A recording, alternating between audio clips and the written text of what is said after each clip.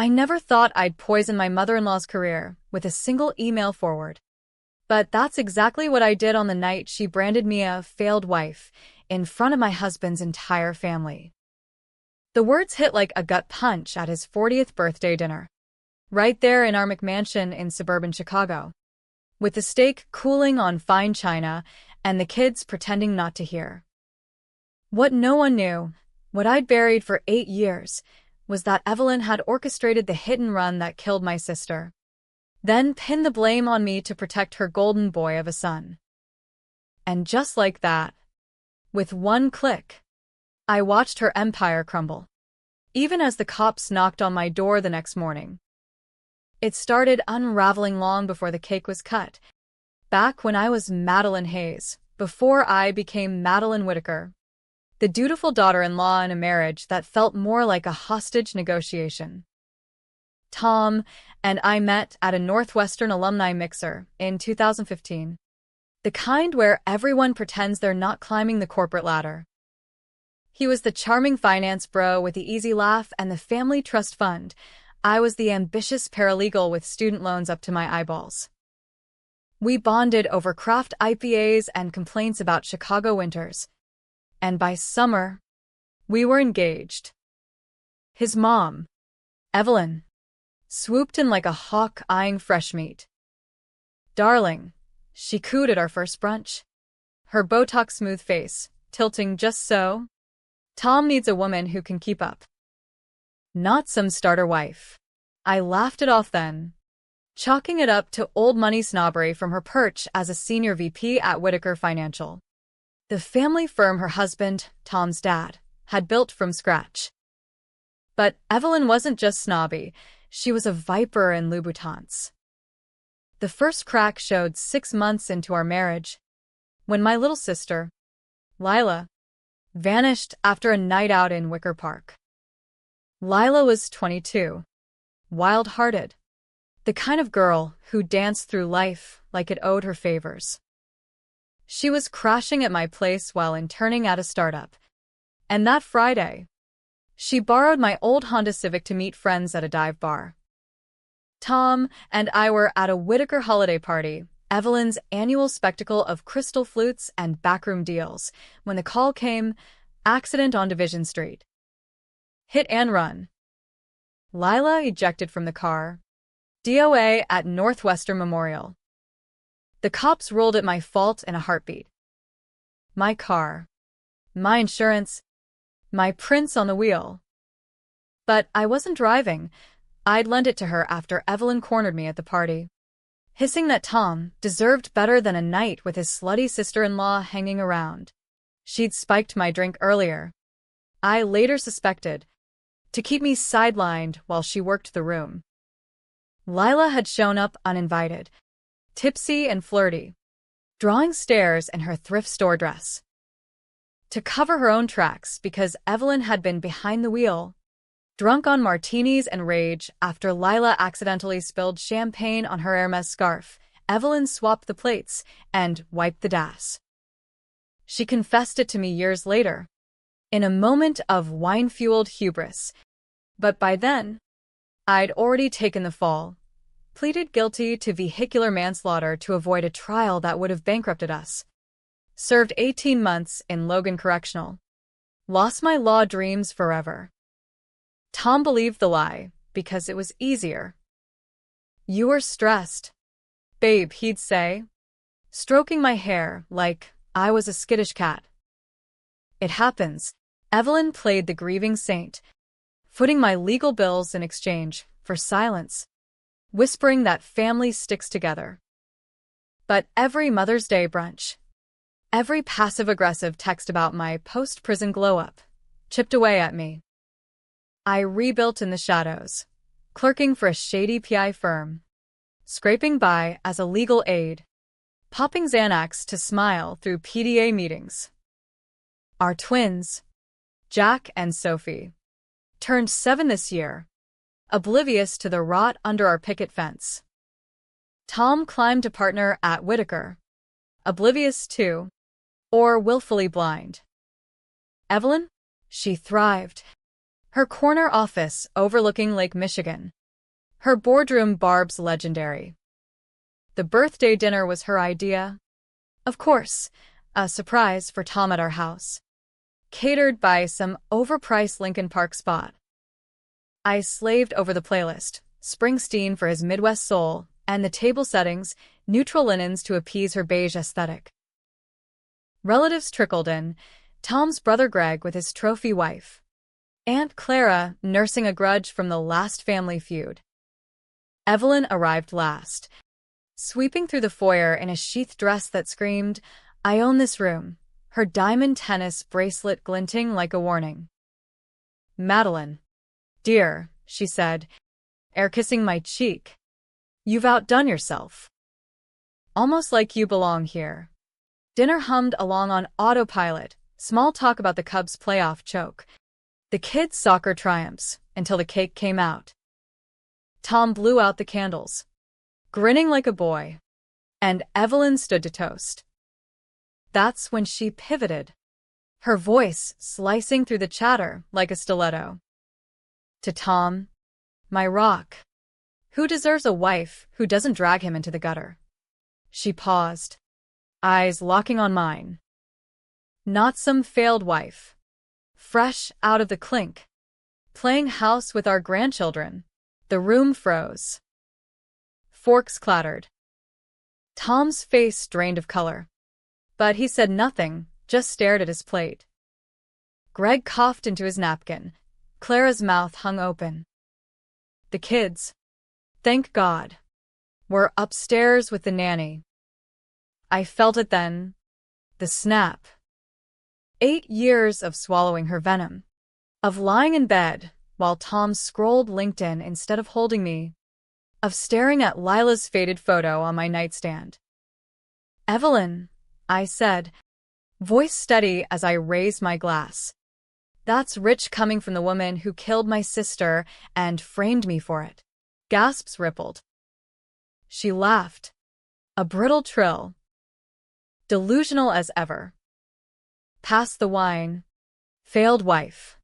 But I wasn't done.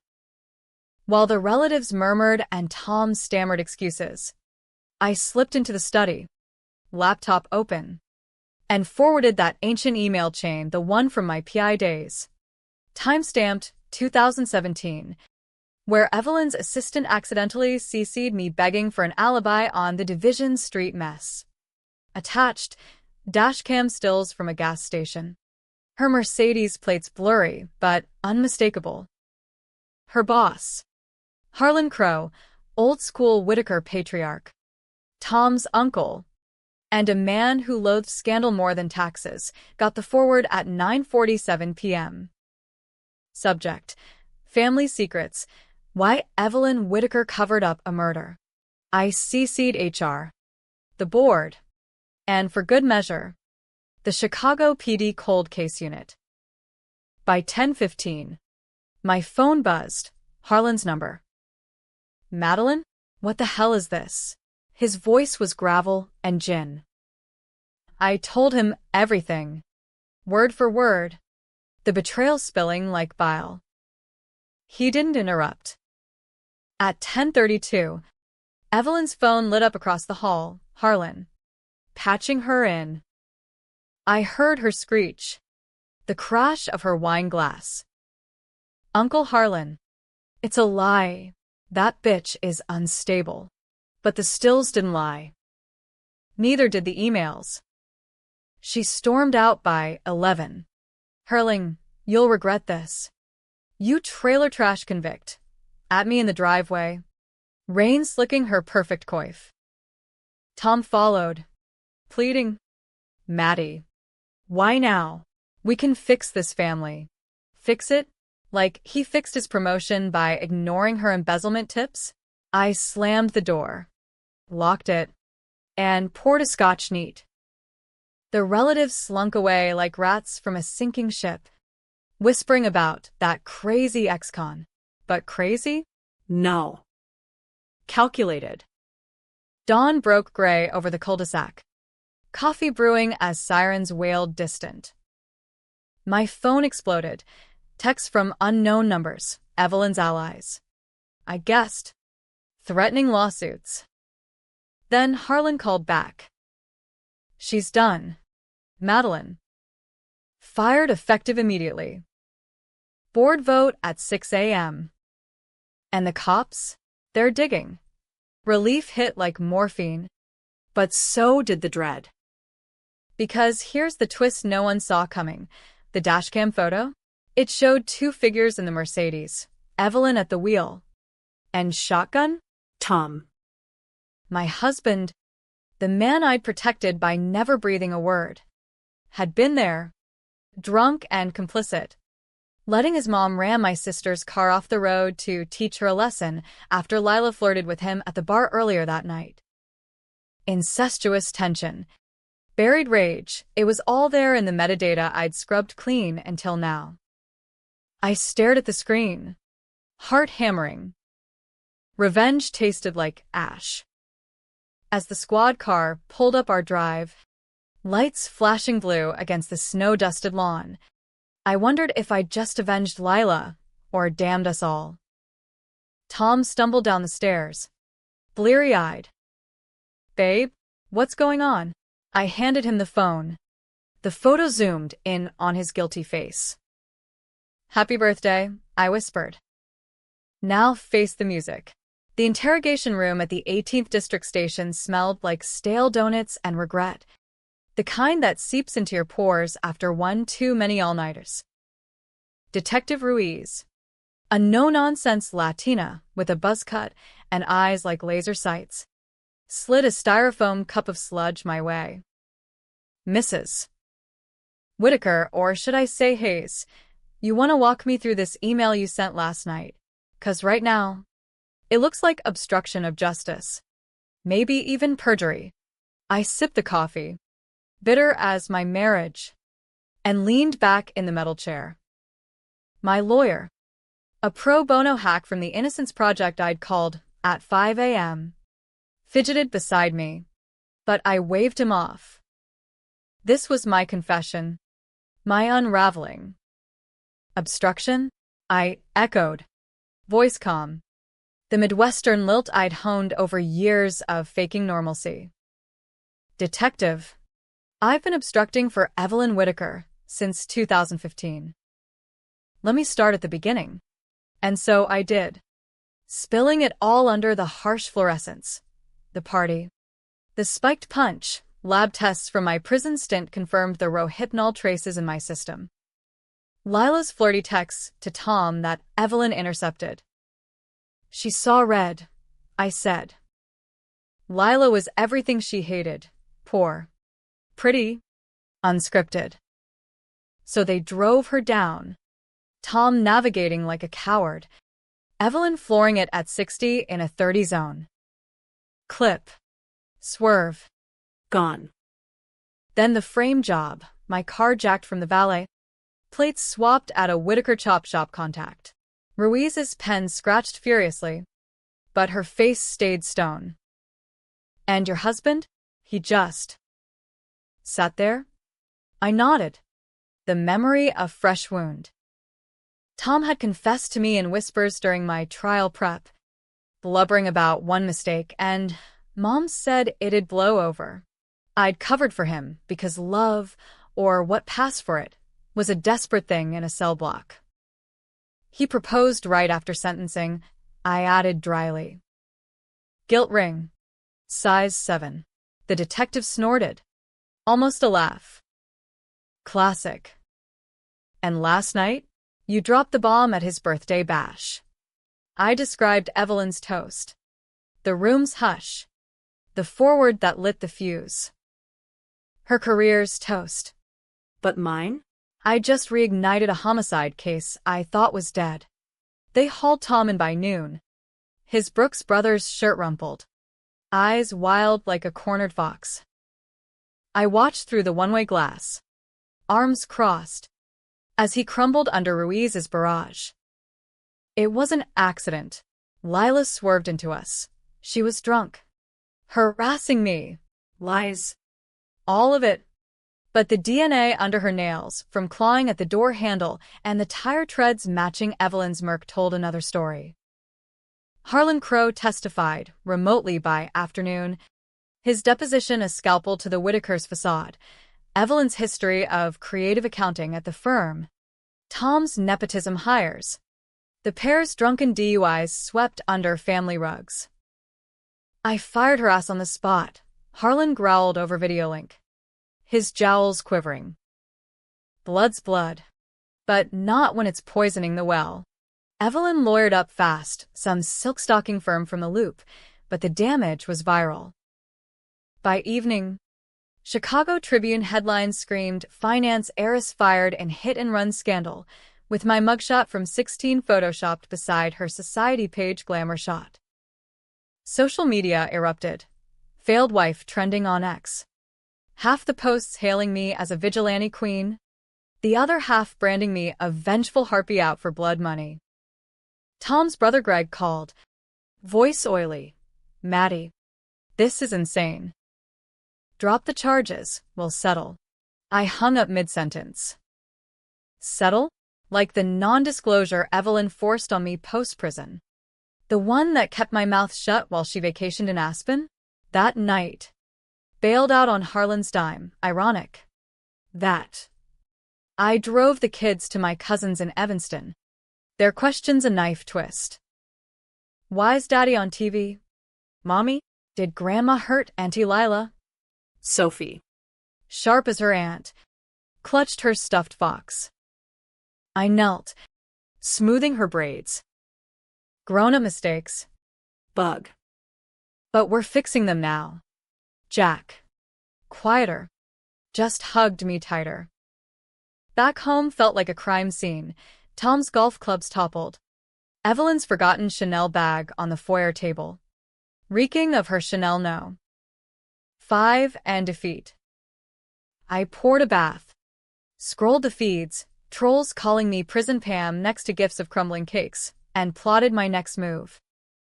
Because revenge isn't a one and done, it's a slow bleed. Next morning, I met my old PI boss, Frankie, at a greasy Spoon in Pilsen. Balding, tattooed, with a moral compass looser than his tie. He slid me a dossier over Huevos Rancheros. "You sure, kid? This'll torch the whole nest." Inside, Evelyn's offshore accounts siphoning Whitaker funds since 10. Tom's insider trades timed to her tips. Even dirt on Harlan, affairs with interns that'd make Weinstein blush. "She didn't just kill your sister," Frankie muttered. "She built her throne on bodies. I paid him in cash." Heart pounding. Controversial? Hell yes. Exposing it all meant collateral, the kids' school gossip. My job prospects, what was left. Maybe even custody battles. But Lila's ghost whispered from the dossier shadows, "Make them pay." I started small, leaking the trades to a SEC tip line anonymously, then tipping off a Sun-Times stringer about Harlan's skeletons. Evelyn's firing was just the appetizer. By week's end, federal agents raided the Whitaker offices, cuffing mid-level drones while Tom sweated in a holding cell. He begged to see me during visiting hours, face gaunt behind plexiglass. "Maddie, please. The twins need their dad." I pressed the receiver close. "Like Lila needed her sister? You chose your mom over me, over us every damn day." His sob echoed. But I hung up, walking out into the slushy Loop streets, free air tasting like victory and vomit. The controversy brewed like a storm front. Pundits on Fox called me a radical feminist destroyer of family values. CNN ran a sympathetic piece on women silenced by in-law abuse. Reddit threads dissected my hook, that birthday email, as either badass karma or psychotic overkill. "She waited 8 years," one user posted. "That's not revenge. That's obsession." Another, "A mile had it coming." Frame job? Cold-blooded. I read them all. Holed up in an Airbnb, chain-smoking camels like it was 95. The tension coiled tighter when Evelyn's lawyer subpoenaed me for defamation, claiming my slanderous outburst tanked her rep. Court date, 2 weeks out. But I had a card up my sleeve, the recorded confession from 2019, when she'd bragged over Chardonnay at a vineyard gala. "You think Tom's innocent?" she'd slurred. "He held the will half the time. Darling. But you're the patsy. So smile." Filing that tape with the DA felt like dropping a match in dry grass. Protests popped up outside the courthouse. "Justice for Lila" signs waving next to "Free Evelyn, Family First" pickets. Reporters swarmed my cousin's stoop. I dodged them in oversized sunnies, channeling my inner Jackie O on the run. Tom pled out first, manslaughter. 5 years probation. Disbarred. For the kids, his plea deal read. Evelyn fought dirtier. Her trial a circus of character witnesses, society wives swearing she was a philanthropic angel, and expert shrinks labeling me trauma-deluded. But the jury, a mix of blue-collar moms and skeptical dads, saw through it. Guilty on all counts. Vehicular homicide. Evidence tampering. Fraud. Sentence: 25 to life. No parole first 15. Watching her led away in orange, silver hair limp, she locked eyes with me in the gallery. "You bitch," she mouthed.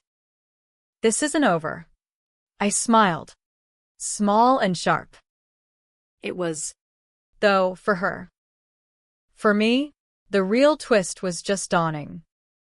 The fallout from Evelyn's conviction hit like a Chicago gale, whipping up dust devils in my carefully curated life, exposing cracks I didn't know were there. Tom moved into a sad efficiency in Wrigleyville, coaching Little League on weekends to stay connected with the kids, but his calls went to voicemail. I changed the number after the third plea. "Maddie, we can rebuild." Therapy. Couples retreat. I'll quit finance. Start fresh. Fresh? Like wiping blood off the grill? no. I filed for divorce pro se, citing irreconcilable differences because your mom murdered my sister and you felt too raw for legalese. The judge, a grizzled vet with a soft spot for underdogs, granted it in 30 days. Custody 60-40 my way. Mommy won. Jack cheered, fist pumping over waffles. Sophie eyed me sideways. "Does this mean Grandma's in jail forever?" I nodded, throat tight. Long enough for us to breathe. Breathing. Though, that was the luxury I chased next. With Whitaker blood money off the table, forfeited in the fraud settlement, I cashed in my sliver of the PI firm's equity and launched Madeline Hayes investigations. Cold cases. Mostly. With a focus on women gaslit by the system. Office in a walk-up over a talk area in Humboldt Park. Walls papered with Lila's collages and case files. Clients trickled in. A Milwaukee mom whose ex faked his death. A Gary widow suspecting insurance arson. The work grounded me. Each solved thread a stitch in my frayed soul. But the media circus lingered like a hangover. Dateline pitched a special. The birthday betrayal, promising exclusive access. I declined. But not before leaking a teaser, the Spiked Punch Talks report, proving Evelyn's premeditation. The controversy? It polarized like a midterm election. Women's groups rallied with Madeline's Law petitions, mandatory psych evals for in-law disputes. To curb emotional abuse in families. Conservatives decried it as woke vigilantism eroding traditional bonds, with talking heads on Newsmax foaming about how one embittered ex-con tore down a dynasty. Online, the debates raged, forums pitting Team Madeline, Ice Queen of Justice, against Team Evelyn, framed matriarch. One viral thread. Was the email hack or heroic? Clocked 50K upvotes. Users split down gender lines, men mostly siding with keep it in the family, women roaring for the takedown. I lurked anonymously at Lilith's Ghost, dropping anonymous bombs. You think it's about revenge? It's about the sister no one mourned. Twists kept coming, Though. because life's not a tidy script. Harlan Crow, the reluctant whistleblower, summoned me to his Gold Coast penthouse 6 months post-trial. Towering windows framed the glittering lake, but his study reeked of cigar ash and desperation. Sit, girl, he barked, pouring Macallan neat. At 72, he looked carved from weathered oak, sharp suit hanging looser now that the firm's stock tanked 40%. Evelyn's rotting in Dwight, but you're the wild card. He slid a thumb drive across the desk. Her final gift to me, insurance. She called it. Dirt on you. My stomach dropped. Tracks. My prison yard deals for contraband smokes. A bounce check from my early married days. Even a flirtatious email to a colleague pre-Tom. Petty. But weaponized. It painted me as the unstable gold digger. Why show me? I asked, fingers itching for the drive. Harlan leaned back, ice clinking. Because blood's thicker than ink. But grudges? They blind. Evelyn wanted me to bury you in a civil suit, slander countersuit. The works. But I burned it instead. Consider it. Amends. Amends? For greenlighting her eyes. For ignoring the whispers of her tempers. I pocketed the drive. Probing. And Tom? He knows.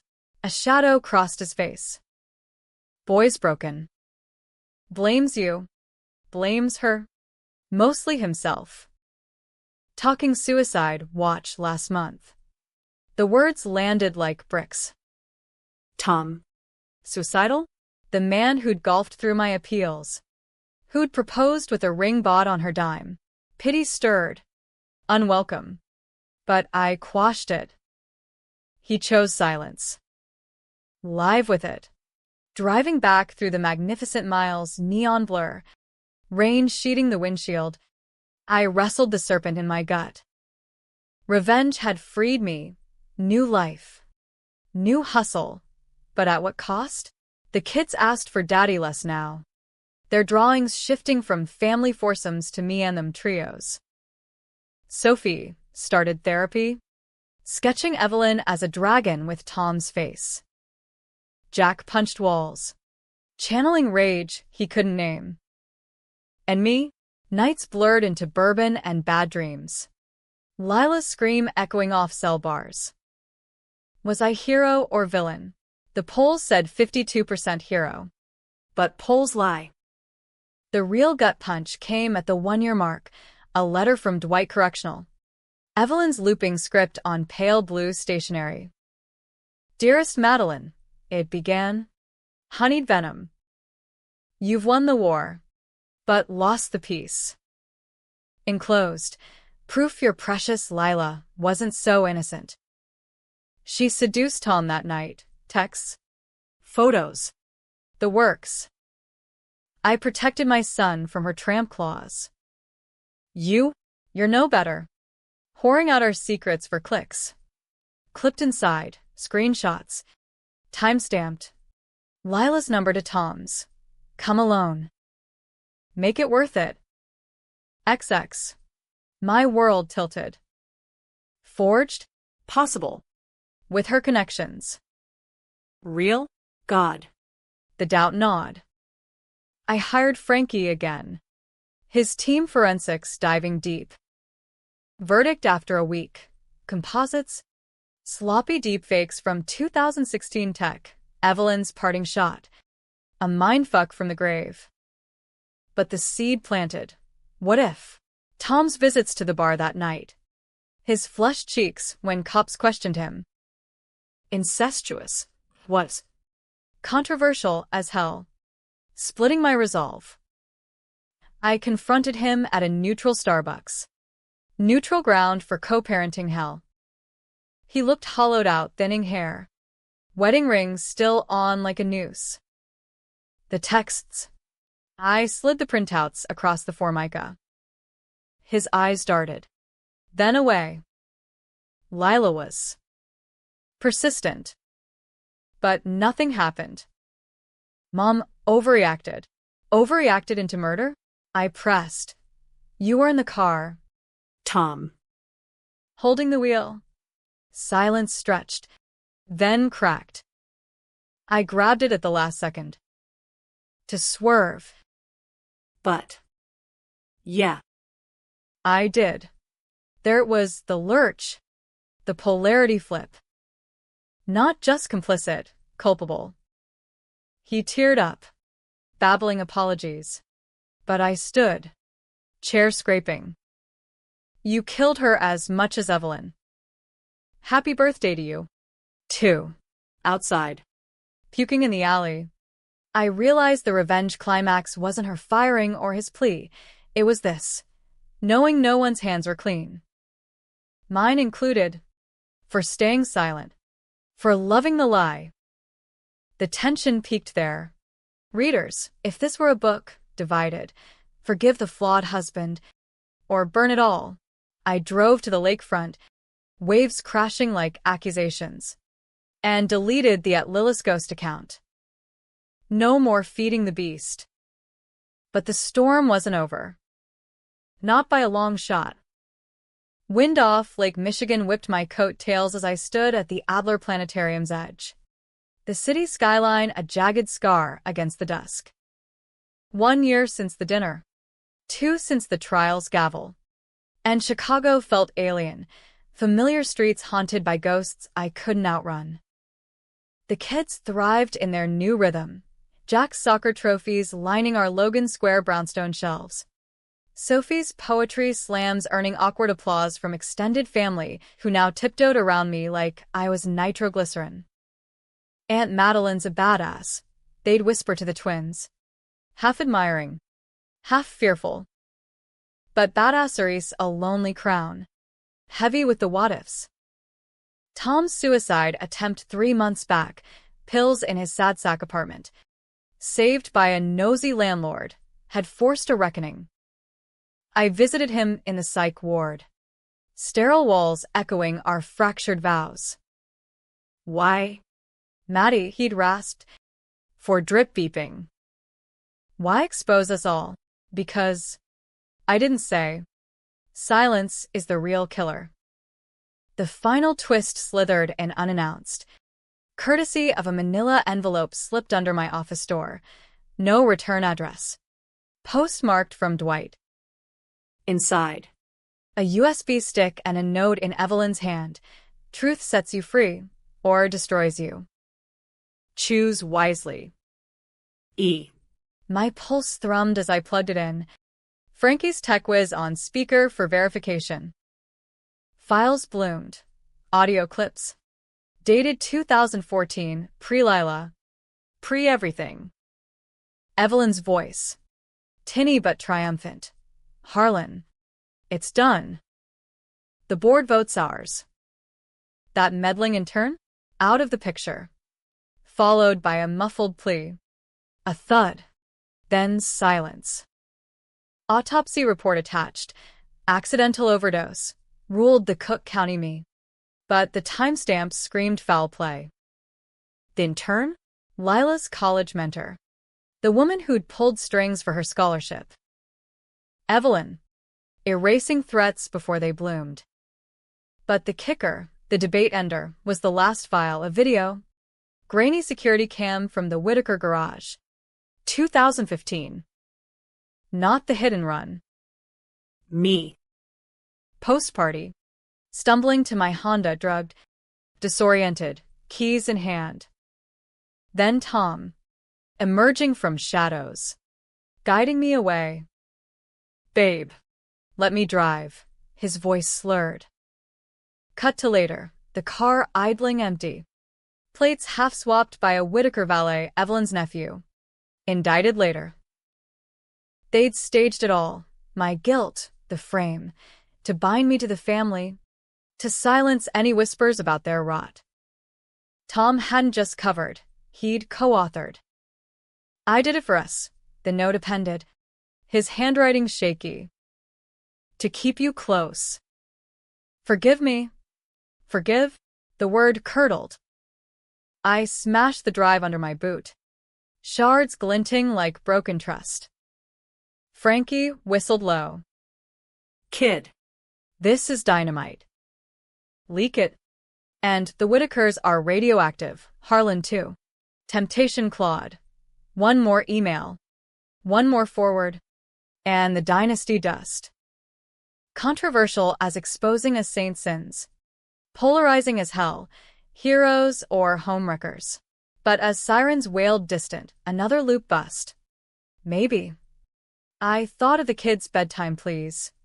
Can we visit Daddy and Grandma? Even if they're bad. Division ran deep, no clean wins. I chose the gray. Met Harlan at his club. Oak-paneled hush broken only by clinking ice. Burn it, I said, sliding a fresh printout. His eyes widened, then narrowed. You're sparing me? Why? Because, I admitted, we're all monsters in the right light.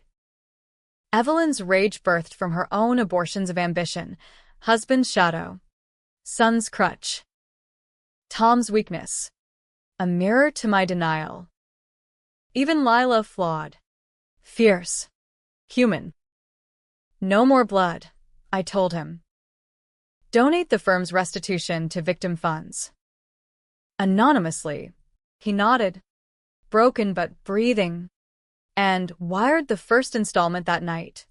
$2 mill, earmarked for cold case NGOs. Evelyn got visitation rights after 2 years, her letters shifting from barbs to banalities, recipes for prison jello salads, pleas for grandkid photos. I forwarded them, unopened. Tom? Clean now. AA meetings and anger management, coaching Jack's team without strings. We co-parented in stiff emails, the occasional awkward pickup at neutral parks. Love you. Mads, he'd text after drop-offs. I never replied, but the hate softened to indifference, a mercy. Maybe. The ending? No tidy bow. I expanded the agency, hired ex-cons like me, second chances in sharp suits. The kids grew, Sophie penning a chapbook called Failed Wives Rise, Jack majoring in criminal justice at U of I. Controversy faded to footnotes, podcasts debating the Whitaker witch hunt, law profs citing my case in talks classes. Me? I scattered Lila's ashes at Montrose Point 1 equinox dawn, waves lapping like absolution. Rest easy, sis, I whispered. We got but late nights, scotch in hand, staring at the moon's cold gleam. I wonder, was it revenge or redemption, heroic strike or selfish purge? You decide. That's the beauty of the mess. In America, where families fracture like fault lines and justice bends but rarely breaks, no one's wholly right or wrong. Just surviving the quake.